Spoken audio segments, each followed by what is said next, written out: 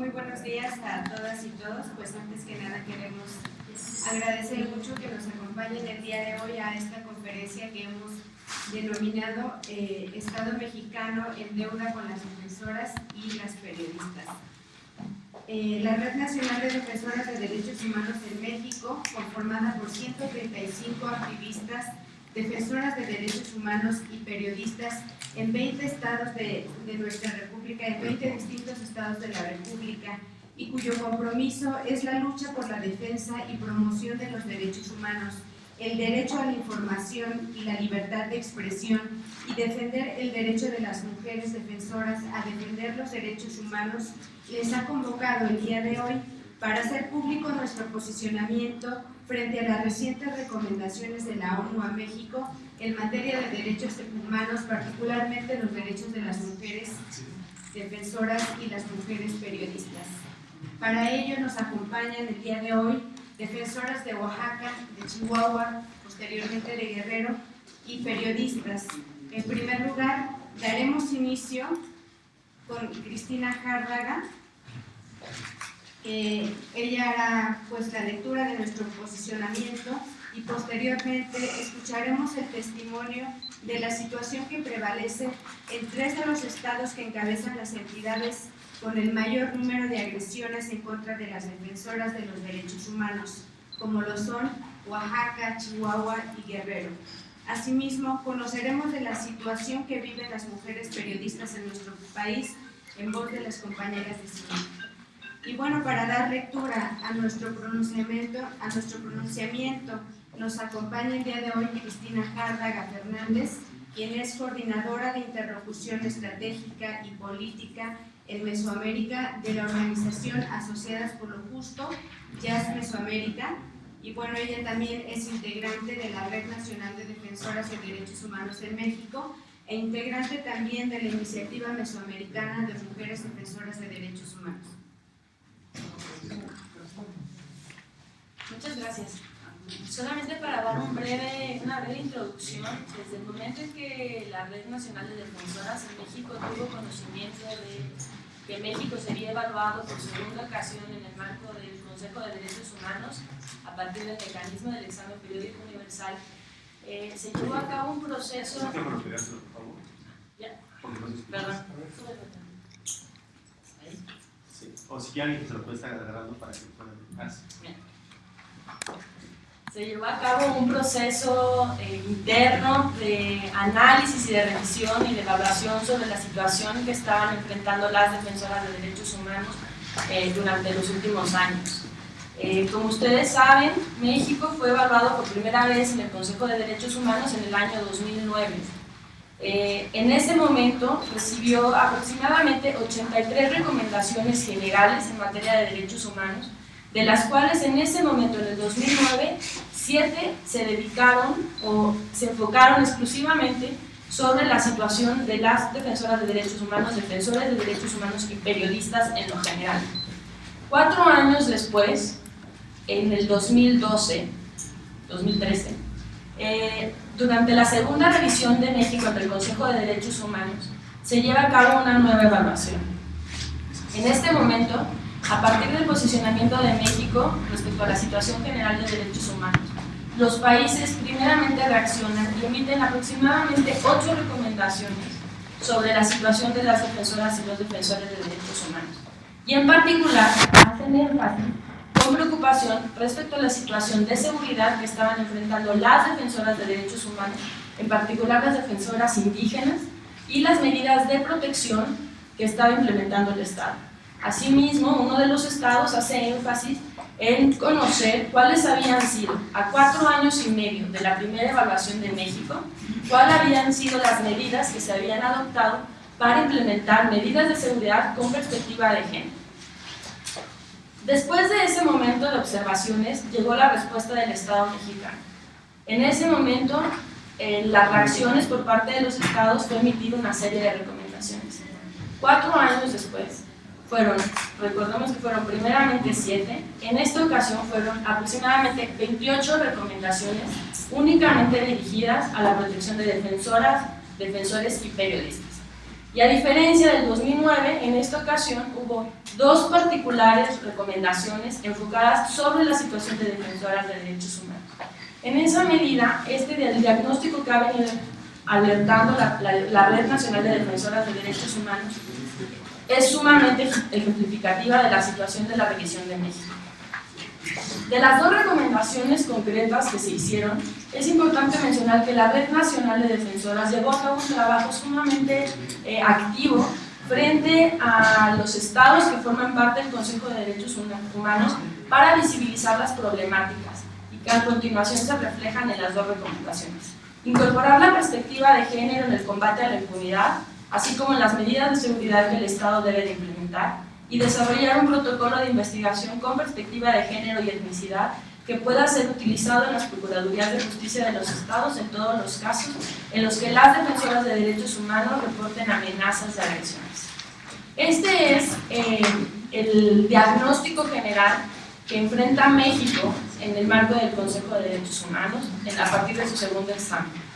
A 4 años transcurridos de la primera revisión y de cara a la segunda evaluación de México, de aproximadamente 7 recomendaciones iniciales, de 13 emitidas, además de los que existen del Consejo de Derechos Humanos, hay mecanismos especiales de las propias Naciones Unidas que desde el 2009 al 2013 han emitido sobre defensoras y defensores de derechos humanos.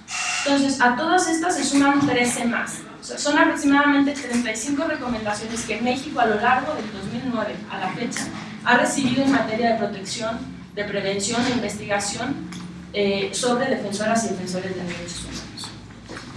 Ante este panorama, la Red Nacional de Defensoras hace una evaluación.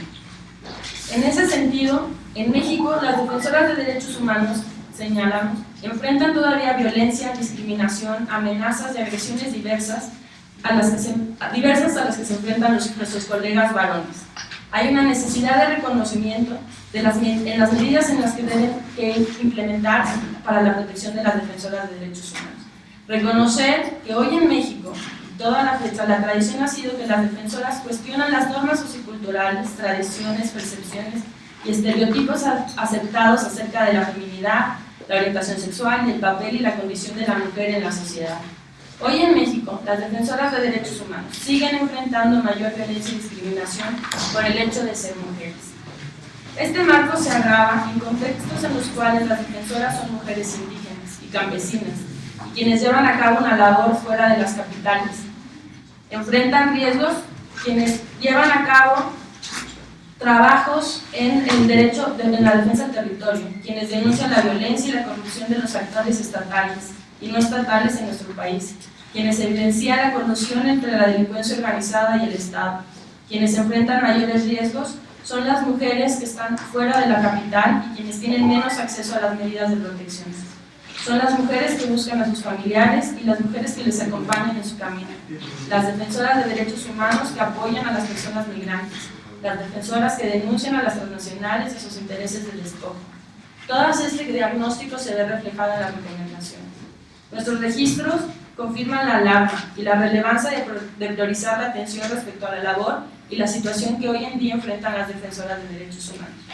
Según nuestro diagnóstico, presentado en este año, que hace una evaluación sobre la situación en el 2012, tenemos un registro durante el 2012 de 118 agresiones en contra de defensoras y 7 asesinatos en contra de ellas. Durante el 2010 al 2012 se registraron 25 asesinatos y en el 99% de los casos se registra impunidad. En esta medida, las recomendaciones que seguimos exhortando al gobierno federal y a los estados en particular son las siguientes: implementar campañas para reconocer la labor que las defensoras de derechos humanos llevan a cabo en el país y al reconocer el rol activo y el impacto que lleva a cabo su trabajo en el país para fortalecer el Estado de Derecho. Adoptar medidas para que el mecanismo gubernamental de protección para personas defensoras de derechos humanos y periodistas desagregue la información de tal manera que permite identificar el número de defensoras de derechos humanos que han sido agredidas, que han sido atendidas, las regiones a las que pertenecen, su edad y etnicidad, para visibilizar su situación particular y llevar a cabo un seguimiento más puntual sobre su situación y las investigaciones. Incorporar medidas para llevar a cabo evaluaciones de riesgo con perspectiva de género que permitan mejorar los mecanismos de protección para las defensoras de derechos humanos y establecer un mecanismo gubernamental que registre, concentre, unifique y dé seguimiento a las denuncias por los casos de asesinatos, desapariciones y agresiones denunciadas por las defensoras de derechos humanos y periodistas. Impulsar la elaboración de un protocolo de investigación, emprender como política pública e incorporando en ella la perspectiva de género en las actuaciones, en la lucha contra la impunidad de las violaciones a los derechos humanos de las defensoras, a través de investigaciones exhaustivas e independientes sobre los ataques sufridos. Desde la Red Nacional de Defensoras en México se exige al Estado tome urgentemente dichas medidas y desde nuestros respectivos lugares estaremos asegurando que esto sí se lleve a cabo. Muchas gracias. Gracias, Cristina. A continuación, Yunuen Rangel Medina compartirá con nosotras la situación que viven las mujeres periodistas en nuestro país. Yunuen es coordinadora de redes de periodistas y programa de libertad de expresión y género en comunicación e información de la mujer CIMAC, y ella es también una de las integrantes de la Red Nacional de Defensoras de Derechos Humanos en México.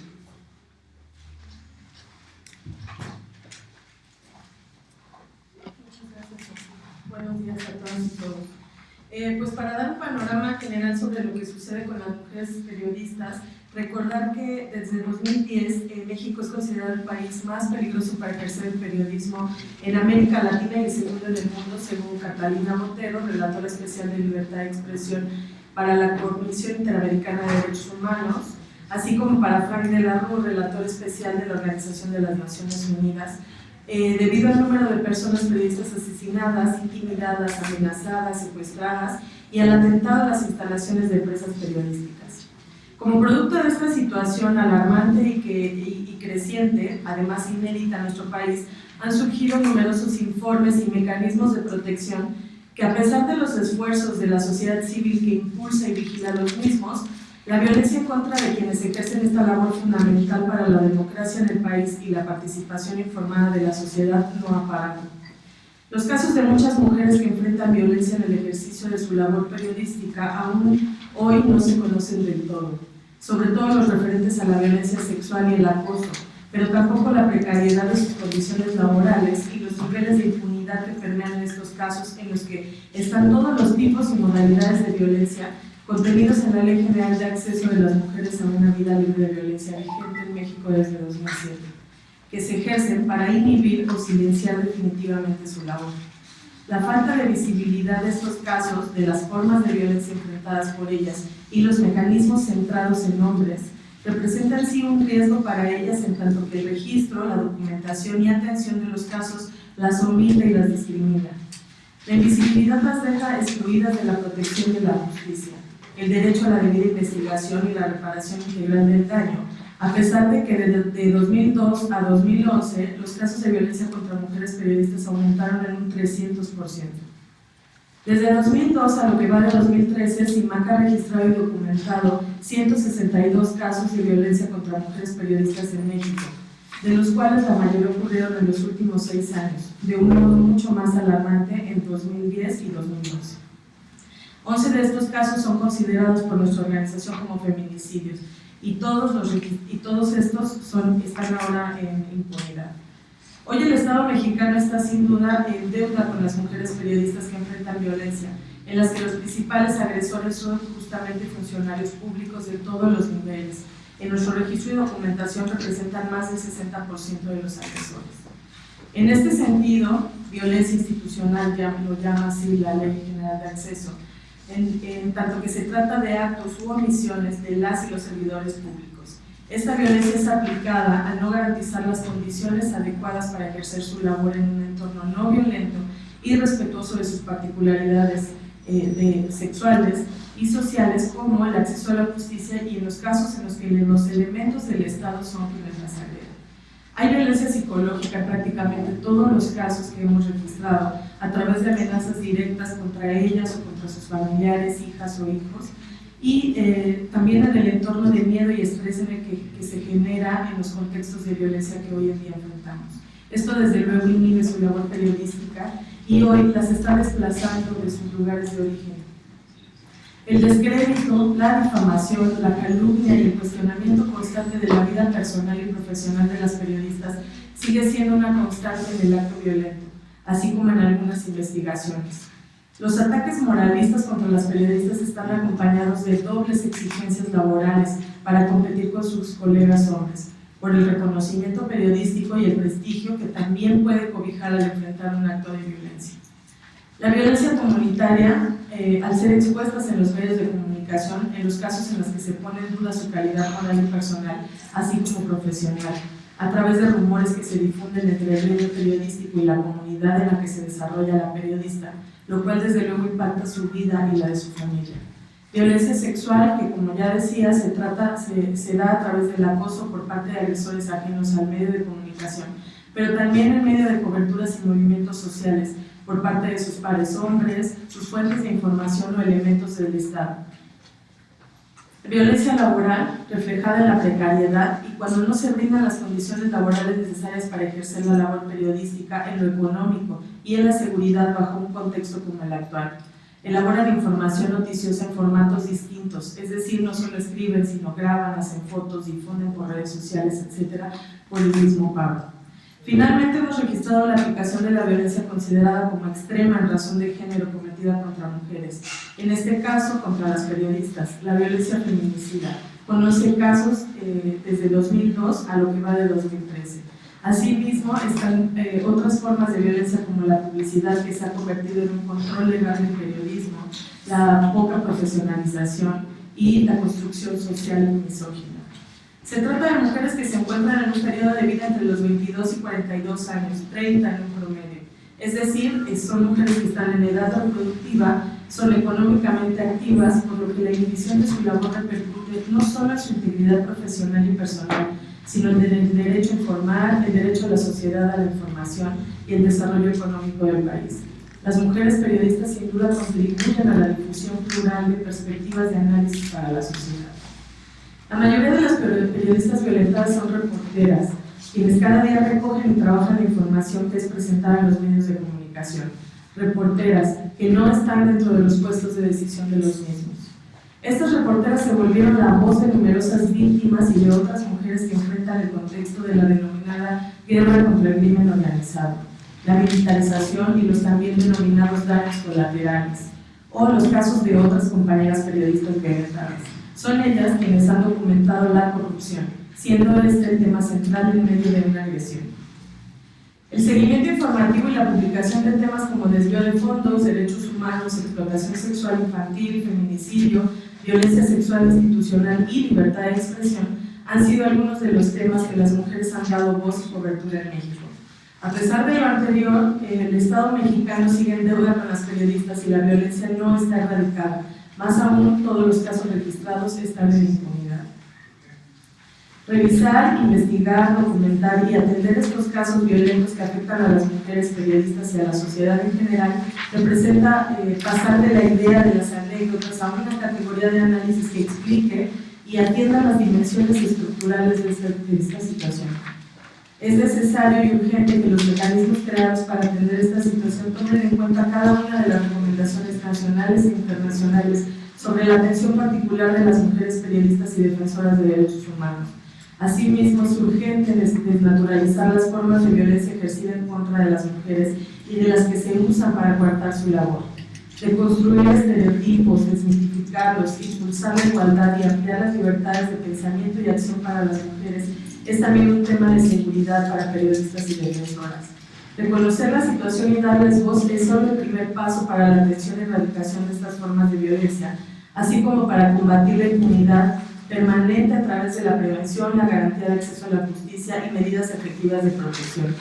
En este sentido, la preocupación internacional reflejada en las recomendaciones hechas por el Examen Periódico Universal hechas al Estado mexicano siguen siendo las mismas que hace 4 años, abatir la impunidad e implementar medidas efectivas de protección. Hoy, como hace 4 años, insistimos, el Estado mexicano está en deuda con las periodistas y las defensoras de derechos humanos. Hoy seguimos siendo violentadas en el ejercicio de nuestra labor en total impunidad. Muchas gracias. Gracias, Imani. Como comentábamos, ahora tendremos los testimonios o las situaciones que se están viviendo en diferentes estados de nuestro país, particularmente Chihuahua, Oaxaca y Guerrero, que son los estados con el mayor número de agresiones a defensoras y periodistas en nuestro país. Para ello, Graciela Ramos compartirá con nosotras la situación que se vive en Chihuahua. Ella es fundadora y coordinadora general de la organización Mujeres por México en Chihuahua y es también integrante de la Red Nacional de Defensoras de Derechos Humanos en México. Gracias. Muchas gracias. Buenos días. Bueno, pues dentro de todos estos informes y relatorías que existen con respecto a la situación de las defensoras de derechos humanos en nuestro país y en Centroamérica, pues igualmente México es, después de Colombia, el país donde más se amenaza a las mujeres que defienden los derechos humanos. Según otros informes de la Organización Acción Urgente para Defensores de Derechos Humanos, Asociación Civil, el 41% de los ataques a personas defensoras de derechos humanos son contra mujeres. Y de enero a diciembre del 2012, 62 defensoras y periodistas fueron agredidas y enfrentaron más de un ataque en su contra. Esto también sabemos que es importante porque no solamente es un ataque una vez, sino que sufren varias agresiones. Y bien, pues como han dicho las compañeras, la violencia contra las defensoras está en todo el país. Sin embargo, tenemos lugares donde es mucho más grave, como Guerrero, Oaxaca, en las Huastecas de Veracruz y de Hidalgo, y en el estado de Chihuahua, de donde vengo. Las defensoras sufren agresiones físicas, campañas de desprestigio, hostigamientos diversos, amenazas con causarles daño o muerte a ellas o a sus seres queridos, y la criminalización. Siempre estas han sido las principales formas de violencia. Y desde Chihuahua tenemos varios casos emblemáticos. Un caso que le dio la vuelta al mundo es el caso de Marisela Escobedo, la madre de Rubí, que fue asesinada por su pareja, y que Marisela, pidiendo justicia en una manifestación pacífica, fue asesinada en el 2010 afuera de las puertas del Palacio de Gobierno, que se cerraron unos minutos antes de su agresión.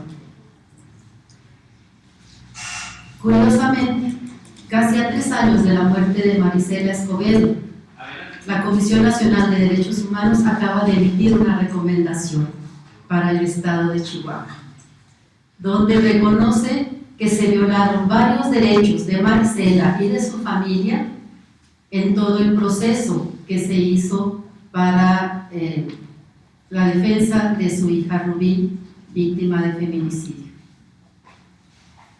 Dentro de esta recomendación que hace la comisión de manera tan extemporánea, pues se pide que se atienda a la familia de Marisela Escobedo, la cual tuvo que salir huyendo inmediatamente después del asesinato de Marisela y está exiliada en Estados Unidos.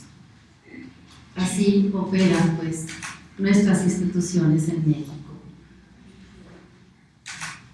Y tanto el asesino de Rubí como un supuesto asesino de Marisela fueron ejecutados o fueron muertos a tiros en supuestos enfrentamientos con fuerzas del orden. Y con eso las autoridades en Chihuahua han cerrado los expedientes, considerando que ya se hizo justicia, porque aparecieron muertos. Otro caso emblemático es de Manuelita Solís, que fue asesinada junto con su esposo Ismael Osorio el año pasado. Ellos eran dirigentes del ejido Benito Juárez, al noroeste de Chihuahua, y estaban defendiendo sus recursos naturales y su tierra, en primer lugar de los menonitas, que se han dedicado con la anuencia de autoridades a perforar pozos profundos de manera ilegal en una zona donde falta el agua y corre el riesgo la comunidad de quedar asesinados. Y la defensa que también hacían era contra una empresa minera, que es precisamente las empresas mineras ahora resulta que son de las agresoras principales después del Estado en contra de defensores de derechos humanos. Primero, el esposo y un hijo de Manuelita fueron agredidos a golpes. Todas las organizaciones en Palacio de Gobierno solicitamos medidas de protección para esta familia y a los 8 días eran asesinados Manuelita y su esposo. El supuesto asesino también murió en un enfrentamiento contra la policía. No hubo manera de saber quién les pagó, porque eran sicarios, si es que realmente fueron los asesinos materiales. Y estos expedientes también se cierran y se acabó la investigación en Chihuahua. Y tenemos otro caso muy emblemático, sobre todo porque esta defensora todavía está viva. Se trata de la licenciada Estela Ángeles Mondragón. Ella, desde hace 20 años, está en la defensa de las tierras ejidales de los tarahumaras en el ejido Baquiachi, en la Sierra Tarahumara. Ha interpuesto en contra de ganaderos que han invadido las tierras de los indígenas, ha interpuesto 32 demandas, de las cuales en estos años ha logrado ganar 15. Y por eso, porque empezaron a ganar los juicios, en el 2010, su esposo, el ingeniero Ernesto Rábalo, que trabajaba junto con ella en la defensa de estos derechos, fue asesinado. La hija de Estela Ángeles Mondragón salvó la vida, pero quedó herida de bala. Sus oficinas, Bogoraza, han sido saqueadas. Estela vive constantemente amenazas que le llegan por diferentes vías. Sin embargo, continúa la lucha, tanto dentro de la Sierra Tarahumara, acompañando a la comunidad de Baquiachi, como en los tribunales agrarios en la ciudad de Chihuahua. Su salud es sumamente precaria y el riesgo es constante para ella. Cuenta ahorita con medidas cautelares de la Comisión Internacional de Derechos Humanos, que logró para Estela el Centro de Derechos Humanos de las Mujeres, que a su vez también tiene medidas de la Comisión Interamericana para ellos mismos, porque en Chihuahua sabemos es muy peligroso defender los derechos, sobre todo los derechos de quienes menos tienen. Estela no acepta tener guaruras, no los puede aceptar porque precisamente dentro de las estadísticas de la Red Nacional de Defensoras, el 55% de compañeras que defienden los derechos humanos y que han sido agredidas reconocen que estas agresiones vienen del mismo Estado, vienen de las mismas autoridades, y que las compañías mineras o las eólicas que se están apropiando de los recursos y de la tierra de comunidades pobres se alían con las autoridades locales e incluso con la delincuencia, como es el caso que se ha visto en el estado de Chihuahua, donde vivir en la zona rural es vivir en el terror, porque el crimen organizado es otro elemento que está siendo utilizado para atacar a quienes defienden los derechos humanos. Para nosotras, Mujeres por México en Chihuahua, es muy importante que se conozca la situación y la defensa que Estela Ángeles Mondragón está haciendo de derechos indígenas. Ella no se considera defensora de derechos humanos. Ella dice: yo soy abogada, que quiero hacer de la abogacía realmente un instrumento para defender a los que no se han podido defender. El estar en tanto riesgo cotidiano, tanto en Chihuahua como en la Sierra, creemos que entre más se conozca lo que ella hace, eso puede servir en alguna medida como protección para que ella pueda continuar con esta labor. Muchas gracias. Gracias, Graciela. Y bueno, enseguida también nos acompaña el día de hoy Jessica Sánchez Maya. Ella es directora adjunta del Consorcio para el Diálogo Parlamentario y la Equidad en Oaxaca. Es integrante también del grupo impulsor de la Red Nacional de Defensoras de Derechos Humanos en México y es también una de las fundadoras de la Iniciativa Mesoamericana de Mujeres Defensoras de Derechos Humanos. Buenos días a todas y a todos. Agradecemos mucho que nos acompañen en este momento importante desde la Iniciativa Mesoamericana de Defensoras. Como bien dice Atsiri, hay una preocupación regional por la situación que viven las mujeres periodistas y defensoras de derechos humanos. Y en esa preocupación, parte de las acciones que se han impulsado pues es justo impulsar redes nacionales que nos puedan articular y vincular como defensoras. Paralelamente a México hay una red nacional en Guatemala, en Honduras, en El Salvador y está en proceso la de Nicaragua. Entonces, esta situación que menciona Graciela, que menciona Yunuel, que colocó Cristina, es una situación regional, evidentemente, que coloca una devastación del Estado de Derecho, del Estado democrático, por así llamarle, donde efectivamente antes estábamos en medios denunciando las violaciones de derechos humanos de las otras o de nosotros. Y hoy, quienes hacíamos esa denuncia, estamos justo diciendo, ya no nos dejan defender, ya no nos dejan sacar las notas, ya no nos dejan hacer nuestro trabajo, y eso definitivamente es un parámetro de la falta del Estado de Derecho, de la debilidad de un Estado democrático, como México, si queremos llamarle. Y efectivamente, la situación que atraviesa Oaxaca definitivamente no es una situación aislada. Oaxaca ocupa los primeros lugares en ataques a defensoras y periodistas. La violencia, impunidad y riesgo contra las mujeres activistas en Oaxaca es una realidad del gobierno de la alternancia. Este día tenemos la intención de llamar la atención sobre el estado de riesgo en el que trabajamos quienes defendemos los derechos humanos. De acuerdo al registro de la Red Nacional en México, Oaxaca es el estado con un mayor índice de casos en los abusos en contra de defensoras de derechos humanos. Durante el 2012 documentamos 48 agresiones en contra de 30 mujeres defensoras. Los tipos de ataques son intimidación, hostigamiento, agresiones cotidianas, allanamientos, amenazas de muerte, lesiones, detenciones arbitrarias, campañas de desprestigio, difamaciones, cada día se vuelven más comunes y tienen como objetivo principal impedir la lucha en la defensa de los derechos humanos y la vigencia de la protección y el ejercicio de nuestro trabajo de promoción de derechos humanos. En lo que va del 2013, de enero hasta la fecha, a septiembre, se han contabilizado 45 agresiones más contra mujeres defensoras, periodistas y organizaciones.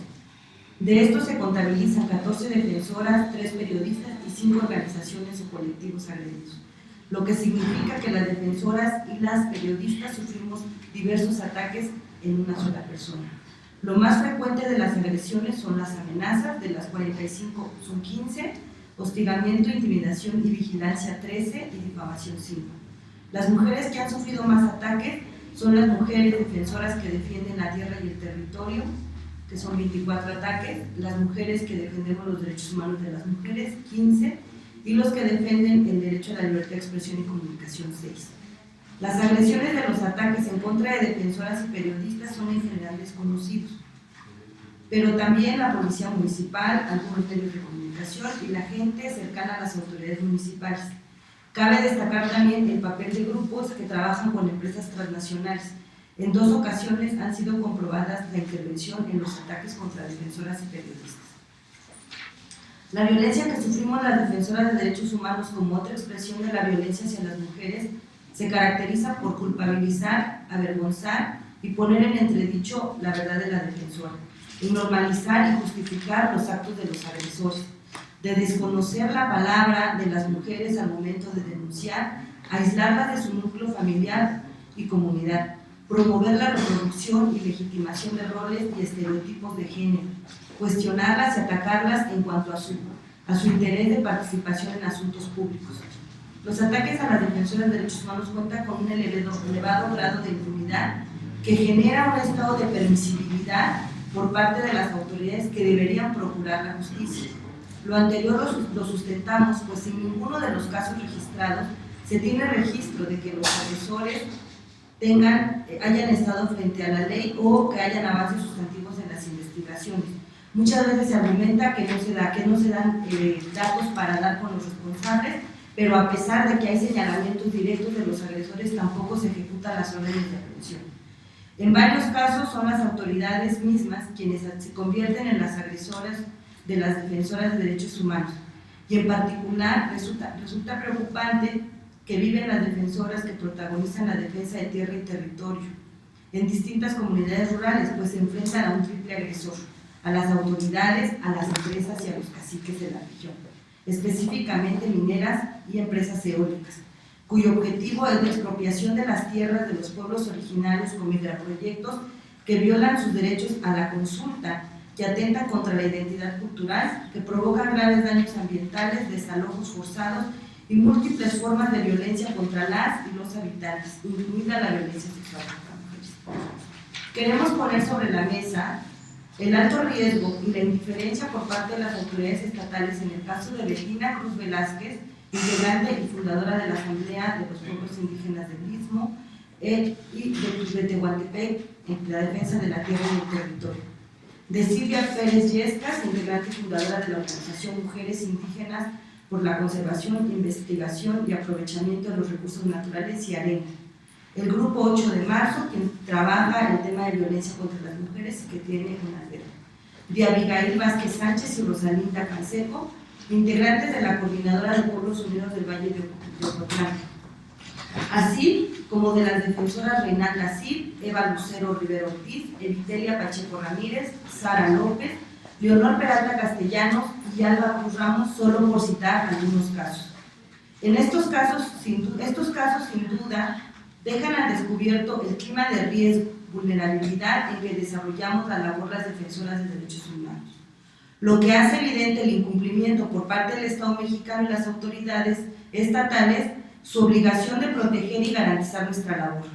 De ahí que efectivamente frente a esta grave situación, también desde Oaxaca se presentó un informe sombra que hace paralelo con el informe que presenta la Red Nacional de Defensoras, donde también se da cuenta de la situación general de derechos humanos en el Estado, pero también coloca la mira o el ojo en el gran problema que tenemos de impunidad y permisibilidad, de la falta de coordinación que hay en las propias instancias locales para la implementación de medidas cautelares, para este proceso de jaloneo con el Estado cuando se le exige la protección, y más bien pareciera que hay que ir a negociar, que hay que ir a tener mucha paciencia, que hay que ir a argumentar por qué te tienen que proteger, lejos de que el Estado tenga una acción proactiva. Me parece que efectivamente el indicador de México colombianizado es muy claro. El riesgo en el que estamos desarrollando la labor de las defensoras no escapa de esta violencia extrema, de violencia contra las mujeres que se vive en el país. En el contexto oaxaqueño tenemos registrados solo en el gobierno de la alternancia 265 feminicidios, 60 feminicidios en lo que va de este año. Entonces, efectivamente, el mensaje, al no detener a los agresores, al no proteger a las defensoras, eso da un mensaje de permisibilidad, y que esto definitivamente nos coloca en riesgo. Hoy justo estamos aquí en la idea de poder exigir al Estado mexicano que cumpla con estas buenas intenciones que fue a colocar a Naciones Unidas, fue a presumir la ley de periodistas, fue a presumir el mecanismo. Sin embargo, en la práctica real, estos mecanismos están siendo ineficaces, no están dando el ancho para la necesidad de protección que hay frente a una acción propiamente de permisibilidad del Estado. Desgraciadamente nos estamos enfrentando a que el Estado pone en entredicho también los ataques, ¿no? Entonces ya no se cree que efectivamente se está atacando, y lejos de llegar a pedir protección, tienes que llegar a comprobar la agresión, ¿no? Y comprobar que efectivamente los incidentes suceden cuando esa es tarea del Estado. Y el Estado se lava las manos diciendo, no sé, no tengo información, no tengo antecedentes, Recientemente tenemos el caso de Leonor Peralta Castellanos, quien iba con su compañero camino a la escuela, los balacean y el Estado suelta el caso y dice, bueno, es que no estamos seguros que haya alto riesgo, ¿no? Entonces nos parece que ahí ese es un indicador claro de que si no matan a la defensora no es grave, ¿no? Una vez que la asesinan, entonces sí es grave el caso. Cualquier otro ataque, sea amenaza de muerte, intimidación o tentativa de asesinato, no es grave a los ojos del Estado y se atreven incluso a descalificar que el ataque sea vinculado a la labor que se hace. Sí, gracias, Jessica. Y bueno, pues sí, al caso de Delegación Físicas, a quien agradecemos mucho pues, que pueda también acompañarnos el día de hoy. Y bueno, Felicitas Martínez Solano es asesora de la Coordinadora Regional de Autoridades Comunitarias, Policía Comunitaria de Guerrero, y es también una de las integrantes de la Red Nacional de Defensores. Bueno, pues ella nos va a platicar sobre la situación de Guerrero, evidentemente.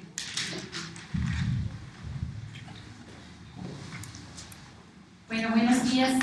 Pues de antemano agradecemos a todos los periodistas presentes de poder difundir nuestras voces, ¿verdad?, de labor tan complicado que realizamos la Defensora de Derechos Humanos de los estados presentes aquí. Estamos aquí para decir nuestras voces, nuestras realidades que vivimos en cada estado. No son diferentes, son iguales, más que la única diferencia es que estamos de distancia, ¿verdad?, las mujeres que realizamos. Yo en lo particular quiero decir en el estado de Guerrero que la desgracia ahora que como Ingrid y Manuel se reencontraron allá, dijera mi compañera en la región, allá en Guerrero, pero efectivamente se encontraron para hacer este desastre y eso está aprovechando el Estado también, tanto nacional y federal y estatal, de este asunto, pero también están siguiendo las amenazas y amenazas y persecución, hostigamiento, encarcelamiento, día con día, ¿verdad? Entonces, que apenas pasó que la compañera Rocío Mesino asesinaron, la compañera Joventina, Eva Larcón no aparece. Entonces no ha habido justicia, pero en cambio cuando violaron a la española, entonces sí, de inmediato hubo justicia. ¿Y por qué? Por ser mexicana y por ser guerrerense, ¿por qué no ha habido justicia para nosotros, verdad? Y específicamente el asunto de la compañera Nestora Salgado García también, por alzar su voz, decir basta ya de tanta injusticia, de tanta inseguridad que vivimos, vamos a dar una lucha. Siempre las mujeres vamos por delante, siempre. Y también mataron al compañero Ramón Velázquez, también de la organización Láser también. Entonces, como que ha habido varias muertes durante este año, durante este periodo del gobernador Ángel Aguirre Rivero, a pesar de que hay varias recomendaciones sobre violación de derechos humanos, pero no se respetan tal cual como debe de ser.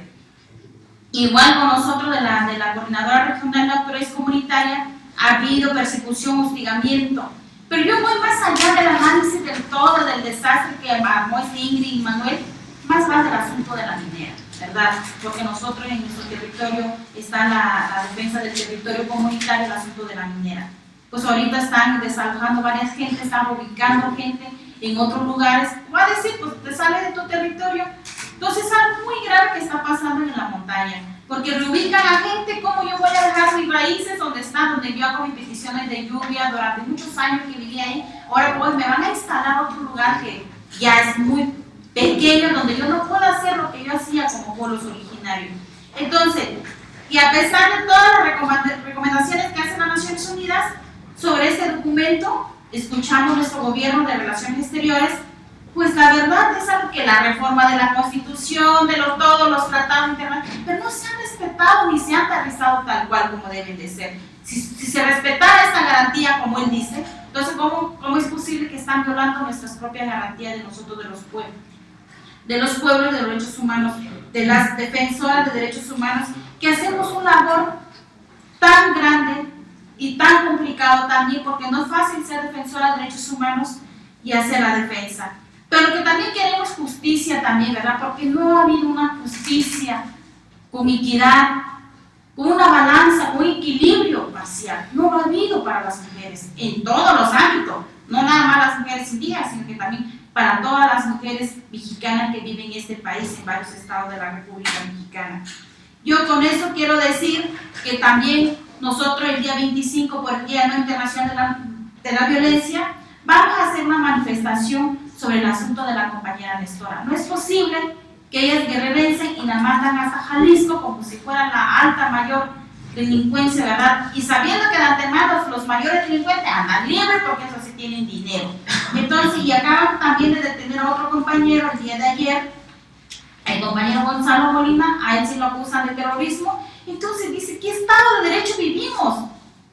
Entonces es algo grave, a él sí lo mandaron a Oaxaca, ¿verdad? No está en Guerrero, porque puede ser movilizaciones, otros sectores. Entonces la verdad es algo lamentable, pero ojalá que ustedes puedan defender nuestras voces. Muchas gracias.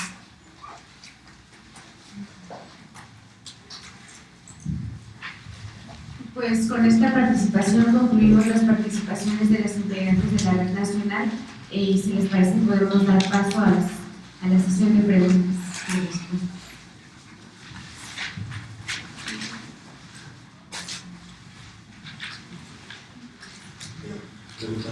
Felicitas.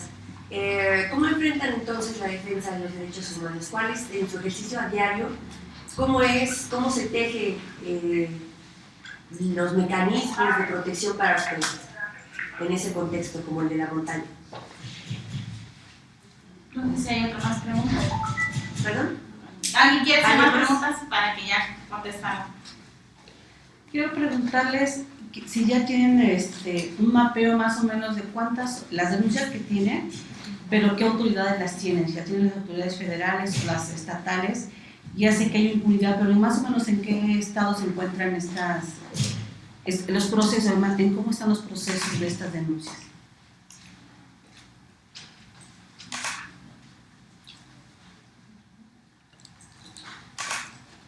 Sí. Bueno, yo quisiera saber, mencionaron 3 estados de mayor peligrosidad para periodistas, pero yo quisiera saber si el Estado de México no se encuentra ahí por alguna razón en específico, o porque no se tienen los datos, o porque en realidad no entran en estos estados de peligrosidad.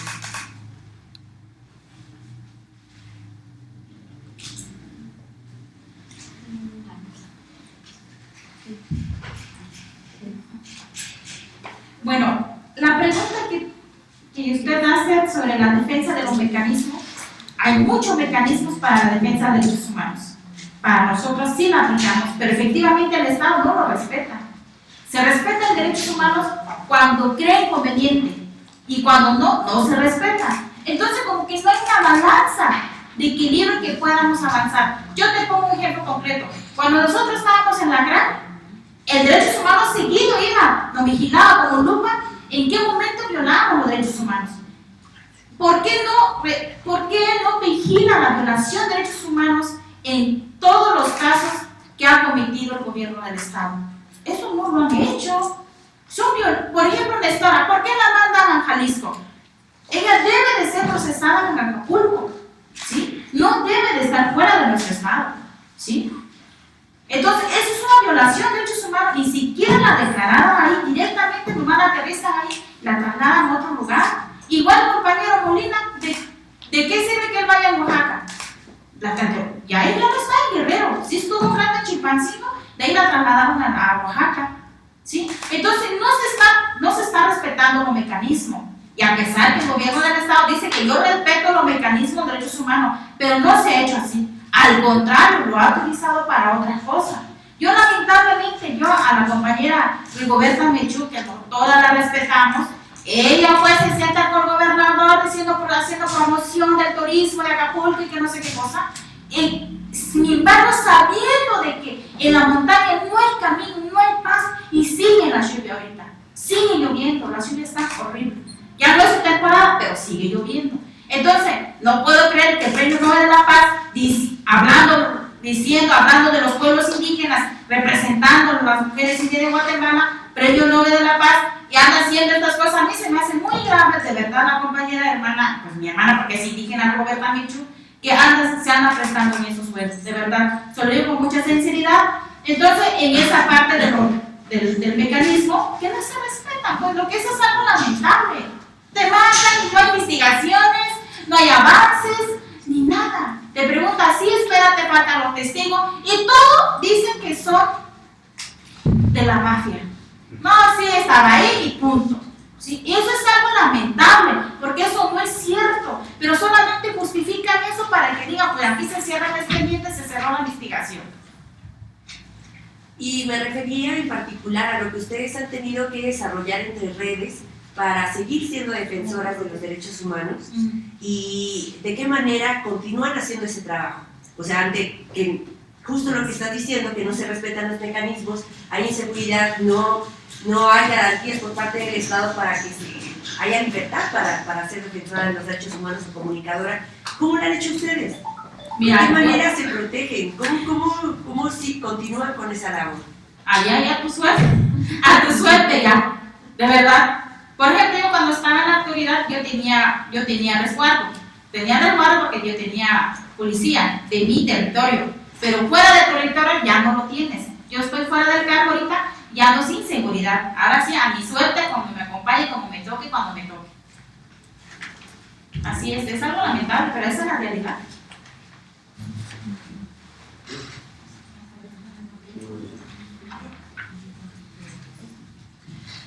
Con referencia a lo del Estado de México, en el caso de mujeres periodistas, CIMAC ha registrado y documentado a través de varias formas, las redes de periodistas, la red de defensoras de derechos humanos, tenemos un observatorio de medios permanente que también nos deja ver los casos.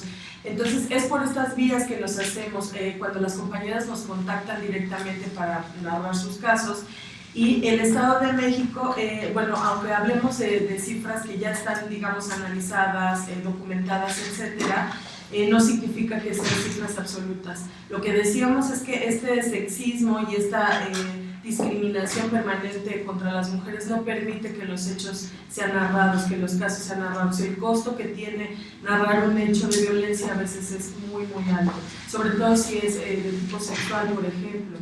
Si el medio no decide acompañarte, los costos también pueden ser muy graves. Entonces, a veces las boletinan, a veces hacen que no las contraten en otro lugar con tal de no respaldar su caso. En fin, hay una serie de condiciones que hacen que las compañías no puedan narrar dar sus testimonios. Tamaulipas, por ejemplo, es uno de los estados que tampoco aparece demasiado, no porque no exista violencia gravísima en Tamaulipas, sino porque no hay ni las mínimas condiciones para que ellas puedan narrar lo que sucede ahí. Creo que lo mismo pasa en el Estado de México, además de que nosotras no tenemos, por ejemplo, registradas ni con un vínculo directo a organizaciones civiles, que son muchas veces las que acompañan estos casos, las que acompañan a las periodistas para hacer cualquier tipo de testimonio, denuncia formal, etc.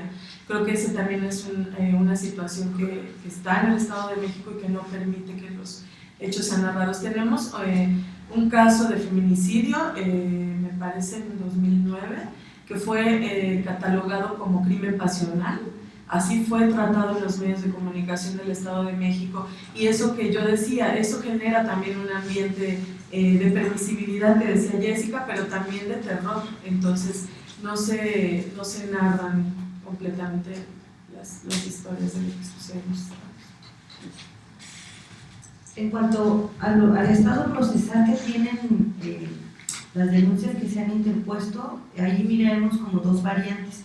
Una es las compañeras que denuncian y las compañeras que no denuncian, porque hay muchísima desconfianza a las instancias de procuración de justicia, porque poner una denuncia implica abrir tus datos personales, significa abrir que ellos entren a tu intimidad como organización o como tu casa. Entonces algunas compañeras no denuncian.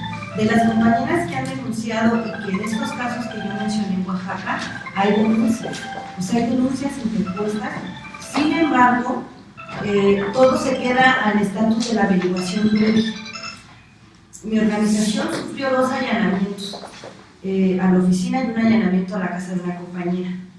Tenemos 5 averiguaciones y de las 5 averiguaciones, ni una está consignada, ¿no?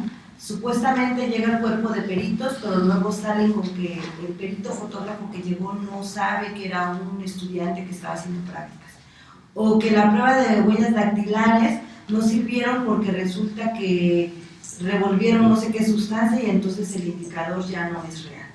y que la toma fotográfica de las huellas de los zapatos que aparecieron no era la forma en la que la tenían que tomar, y entonces no hay manera de poder corroborar nada de información. Entonces, da de suerte que cuando se trata de criminalizar a una compañera defensora, caso Nestora, caso Betina, que fue en 2 momentos rápidos de decir la vamos a agarrar, deténganla, se ejecuta la detención inmediata, sin pruebas, con acusaciones súper endebles, pero cuando tú como defensora pones una denuncia, hay 1000 peros. Nosotras, quiero hablar completamente de nosotras en el tema de por qué hemos podido documentar. Nosotras tenemos intervención telefónica y resulta que cuando yo fui a verificar mi averiguación está todo el comportamiento telefónico de dónde llamas, quiénes son tus contactos, a dónde llamas, como tu rango de actividad telefónica, y entonces más bien la investigada eres tú, no los que te han agredido o los presuntos allanadores, ¿no? Entonces, sí, definitivamente el tema de poner las denuncias resulta que tampoco es garantía de seguridad, sino al contrario, resulta que te colocas en mayor vulnerabilidad, y eso nos coloca en entredicho, porque muchas veces también las instancias internacionales, por este cuestionamiento que el mismo Estado le hace a nivel internacional, tanto a Naciones Unidas como a la Comisión Interamericana, obligan a que haya que ir a denunciar, ¿no? Se denuncia, pero sí me parece que ahí estamos puestas como en 2 filos, ¿no? Si no denuncias, no hay respaldo, pero si denuncias, luego entonces también implica abrirle el portón de tu seguridad al propio Estado con esta mala fe con la que se conduce en el tema de las investigaciones. El caso de Vitelia Ramírez Pacheco es un caso de una compañera que efectivamente fue detenida arbitrariamente, torturada, incomunicada, no le dieron agua, no le dieron alimentos hace 3 años.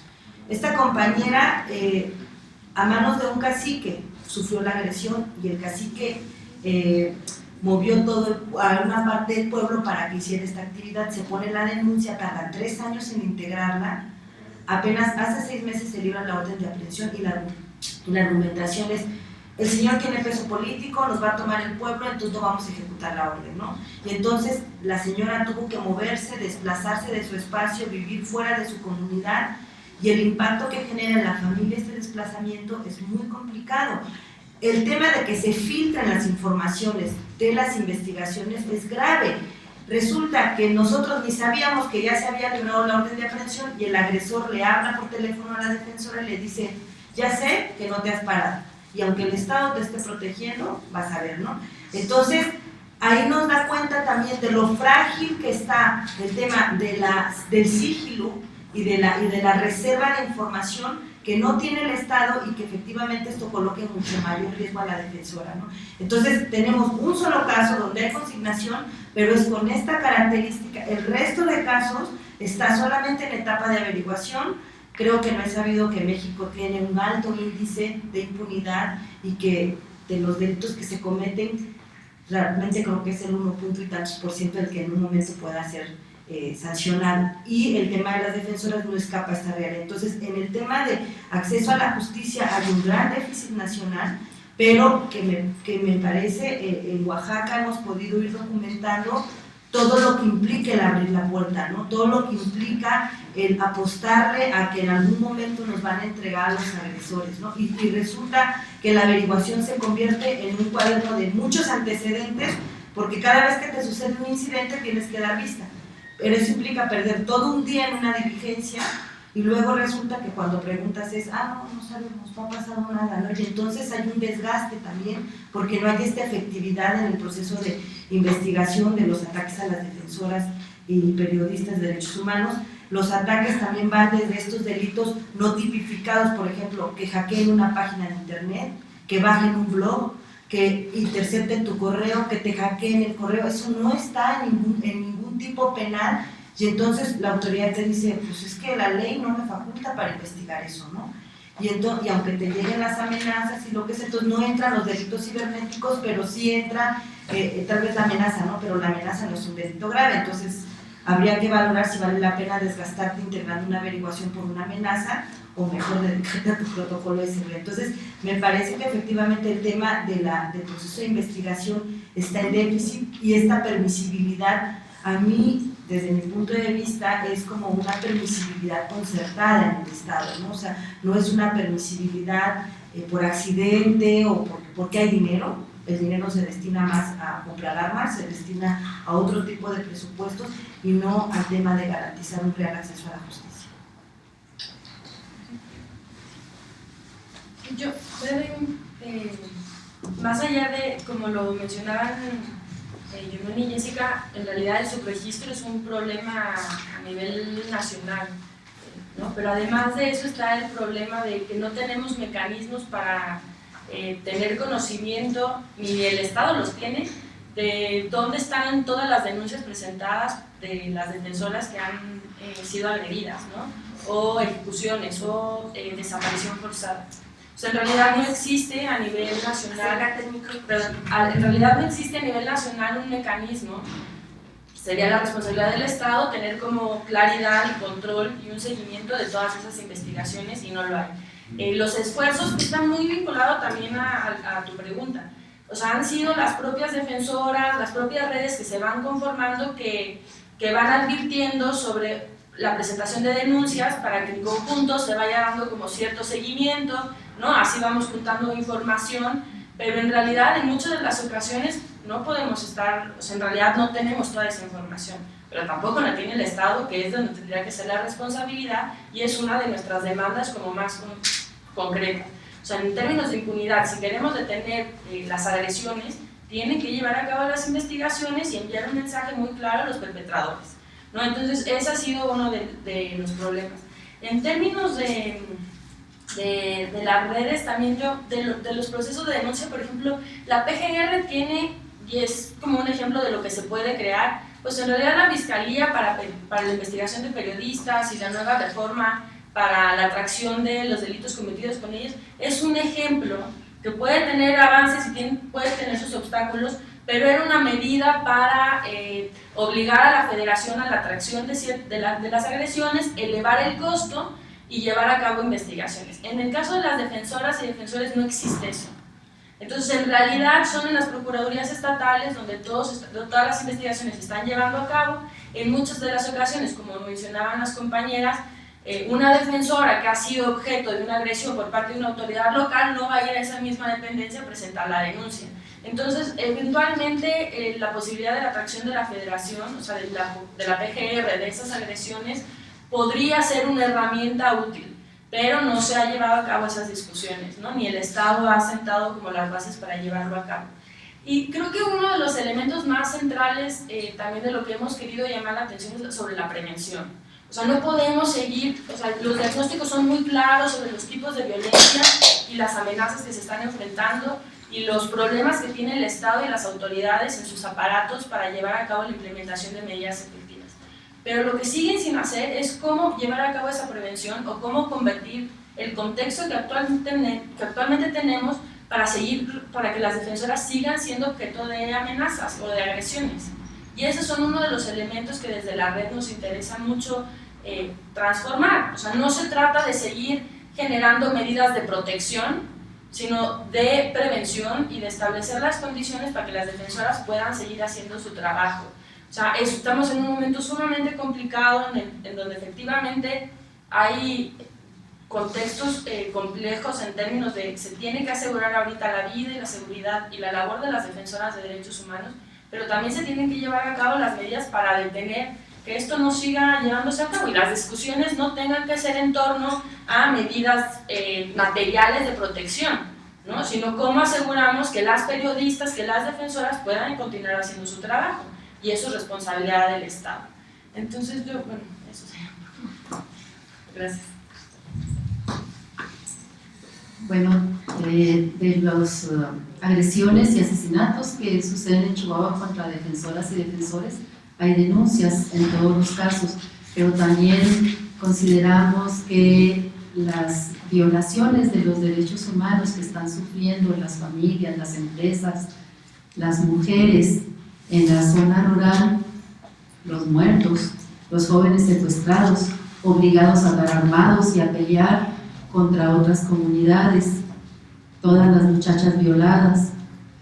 O sea, todas estas violaciones a derechos humanos no están registradas y no hay quien defienda tampoco, porque aunque nuestras autoridades dicen que el Estado está en paz, incluso las autoridades militares nos dicen que caminar en la Sierra Tarahumara es de lo más seguro, cuando que sabemos que hasta 3 retenes para empezar a entrar a la sierra, la gente puede ser detenida por personas armadas, encapuchadas, no identificadas. Entonces nos manejamos siempre en la simulación y en la mentira. Con respecto a Estela, todas las agresiones están denunciadas y sigue habiendo agresiones. No se ha investigado el asesinato de su esposo, no se ha investigado la agresión donde resultó herida su hija, desde luego tampoco, no se necesitaría investigar, porque todas las agresiones que están sufriendo en la misma comunidad indígena, pues vienen de los ganaderos que tienen rodeado el ejido. Todas las agresiones a los niños cuando andan cuidando sus rebaños, donde les echan los caballos encima, a la misma Estela que han intentado lazarla para arrastrarla en la sierra. O sea, todas estas agresiones, el romper la manguera de los frenos del vehículo con que cuenta el líder indígena para movilizarse dentro de su ejido y tratar de crear accidentes que generalmente un accidente en la sierra es un accidente mortal.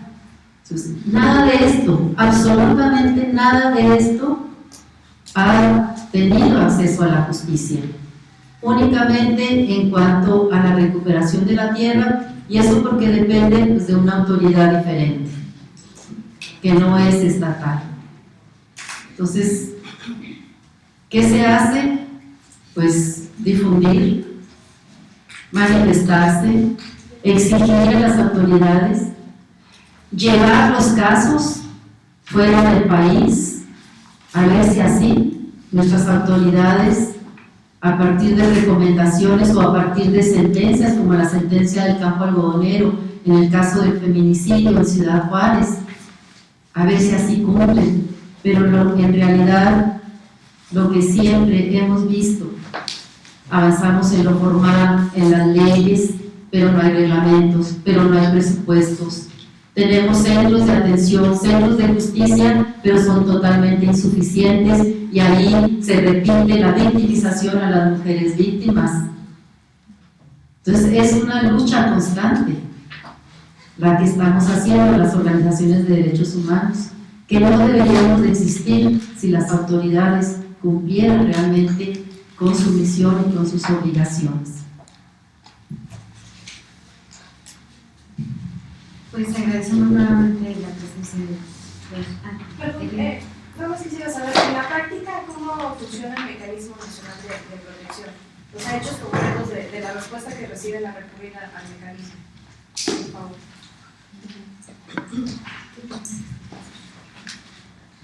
Bueno, mira, como decíamos al principio, el mecanismo aún es escueto, no tiene ni presupuesto, acaban de aprobar un fideicomiso.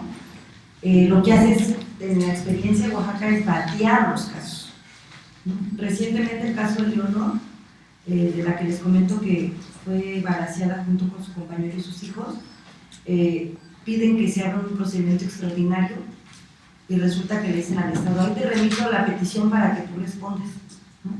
Y en otros casos se adelantan a hacer valoraciones diciendo que el ataque no tiene nada que ver cuando ni siquiera hay análisis de riesgos, ¿no? Con su labor de defensores. Y nos parece que efectivamente no hay una perspectiva de género. La misma ley tiene ciertas necesidades allí, pero me parece que no hay voluntad, o sea, es el momento de la aprobación ahora y no hay una respuesta inmediata, no hay un hacer preventivo, como se dice. De nada sirve que se provean diversos procedimientos, que los plazos hayan quedado así de te contestamos en 24 horas, no pasan 8 días y tienes que decirle, doctor, le mandé un oficio hace 8 días, ¿no? Entonces, sí, espérame, lo voy a pasar con el Estado para que ellos te respondan, ¿no? Muchos estados como Oaxaca fueron de los primeros en firmar estos convenios de coadyuvancia y colaboración y lo cierto es que no está funcionando, o sea, no hay coordinación, sino simplemente es como el defensor y la defensora asumen la carga del procedimiento, el Estado no está actuando de oficio, y nos parece que ahí sí hay una llamada de atención, o sea, el mecanismo tiene que dejar de ser una institución de papel o de ficticia o elefante blanco para convertirse en un elemento real de protección, si no, no tiene sentido, porque entonces, si no estaríamos cayendo en esta historia mexicana de crear muchas instituciones con nombres bonitos y que al final quedan como elefantes blancos. Entonces sí nos parece que la situación que vive el país no nos puede permitir dejar de vigilar el mecanismo y el hacer del mecanismo, porque ahí se juega la vida de muchas defensoras y defensores de derechos humanos. También sobre esto del mecanismo, en el caso de Estela Ángeles Mondragón, se tuvieron diálogos con el gobierno estatal precisamente para acogerse al mecanismo.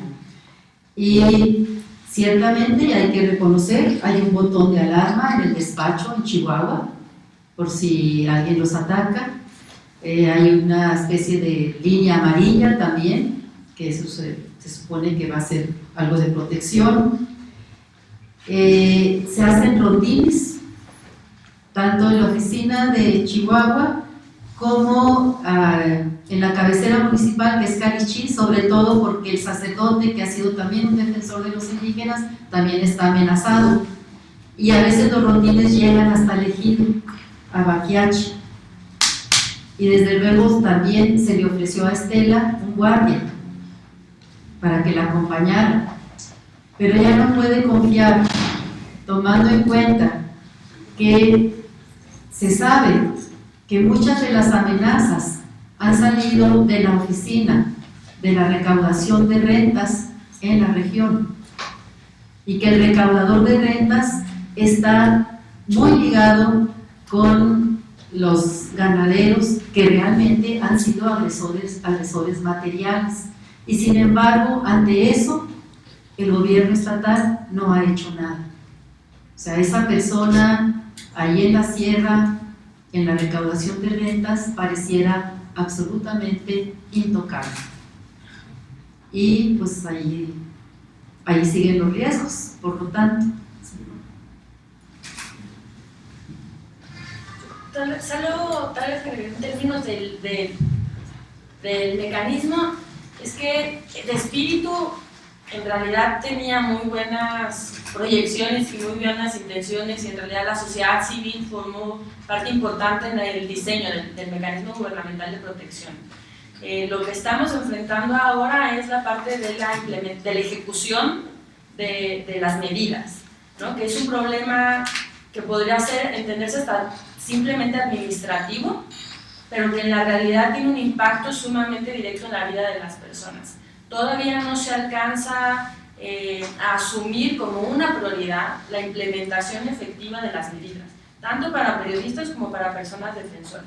Y ahí ha sido uno de las debilidades del mecanismo, no tanto como la institución que ha establecido a través de una ley muy clara los procedimientos que tienen que irse adecuando a las realidades, ¿no? Que tienen que ir a atender esto, pero que el problema ha sido al interior justo del mecanismo, y de también tener que ir cambiando las estructuras mentales de las autoridades que están también que forman parte del propio mecanismo, ¿no? Porque es tratar de hacerles entender por qué es importante la labor de una defensora, ¿no? O sea, en realidad estar regenerando todo un proceso que no tendría por qué ocurrir a estas alturas, pero que es la realidad de este país, ¿no? O sea, cuando hablamos sobre todo lo que está haciendo México en materia de derechos humanos, pero te enfrentas a la autoridad local que en realidad francamente no le importa ni lo que está pasando en Naciones Unidas, ¿no? Entonces en realidad es cómo se va a ir transformando todo ese proceso. Ahora, creo que el mecanismo requiere mucho esfuerzo, requiere mucha prioridad por parte de las autoridades federales, requiere mucha responsabilidad por parte de las autoridades locales que no la están teniendo, y requiere estar acompañada de la parte de investigación. Eso, creo que sí. Y me da para más pero más de análisis mío. Bueno, en el contexto del mecanismo, ¿qué tipo de recomendaciones concretas tienen ustedes para la Fiscalía de la PGR en el tema? Formalmente, o sea, la Fiscalía actualmente está formando, no forma parte directa del mecanismo. Entonces, en realidad la Fiscalía, hasta donde yo entiendo, lleva a cabo las investigaciones para periodistas. Tenemos entendido en lo informal que también se está empezando a involucrar, a conocer sobre denuncias por parte de agresiones a defensoras, pero no es oficial, o sea, no está en términos de su mandato llevar a cabo eso. Entonces, en realidad ha sido una de las debilidades propias, ¿no? Y también cuál es el rol propio de la Fiscalía al interior del mecanismo. O sea, que se necesita.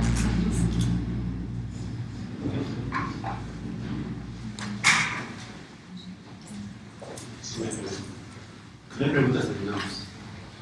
Gracias. Agradecemos. Muchas gracias.